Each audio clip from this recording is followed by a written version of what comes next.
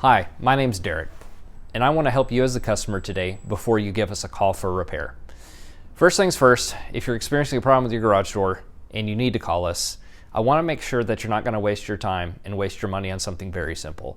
So I'm going to ask you to check a few things. First thing, if your garage door is not closing, I want you to check the safety beams that are at the bottom of your track of your garage door. You're going to find a little black box on both sides of the tracks, and what that does is that transmits a signal, and if that is interrupted, your garage door won't close. That could be due to a trash can sitting in front of them, or it could be that they're misaligned, so you have one pointing up and one pointing down. If you check those, everything looks okay, but the lights are still off and it still won't close, you might still need to call us. Second thing to look for is making sure that your motor is engaged with the door.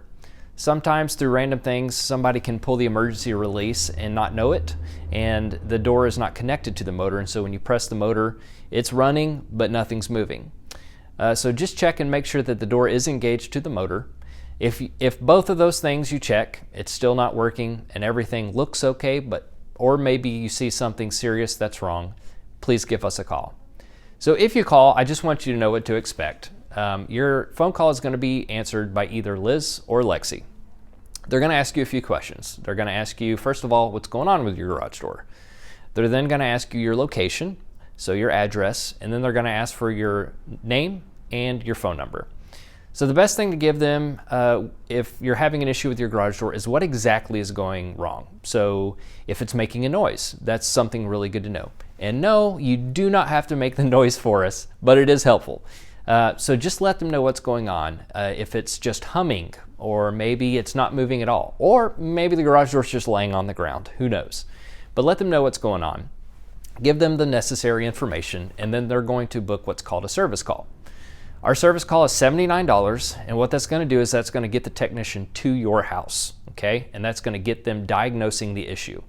So that $79, just to reiterate, goes to the trip charge of the tech getting to your house and then to diagnosing the issue. From there, they're probably going to give you either an estimate for repair or let you know what's wrong, and then you can choose to move forward, or you can just choose to wait, whatever it be. But the tech is going to give you several estimates, a good, better, best typically, to let you know what's wrong and what the good, what the better, and what the best options are for your repair. Now, with that service call, there could be repair fees that are on top of that. A typical repair for us is going to range anywhere from about $150 to about $400. In that range is a pretty accurate guesstimate. Now, as far as arrival times, we have 2-hour arrival windows. So when you book an appointment with us, they're going to set up an appointment for a 2-hour block. So let's just say it's between 8 and 10 o'clock. What that means is that technician is going to arrive sometime between 8 and 10. A lot of people think they're going to get there at 8 a.m. and they'll be working till 10 a.m. and that's not entirely true. It just depends on what's going on before your call. In the mornings, our techs have to load up their trucks and things like that. And so that is an arrival window, so when the tech is going to get to your house. If there is a reason we're running late, the office or the tech will call ahead and let you know.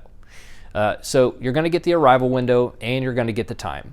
Now, as far as the date, it depends on how busy we are. We're typically able to get someone in within 24 to 48 hours in most cases. That just depends on how busy we are. We have seen things scheduled out a little further depending on where you're located. If you're located closer to us, it's a little easier to get to you. So again, my name is Derek. I am with the Garage Door Guy, and I just wanted to provide some useful tips for you before you give us a call. We appreciate your business and hope to see you again soon.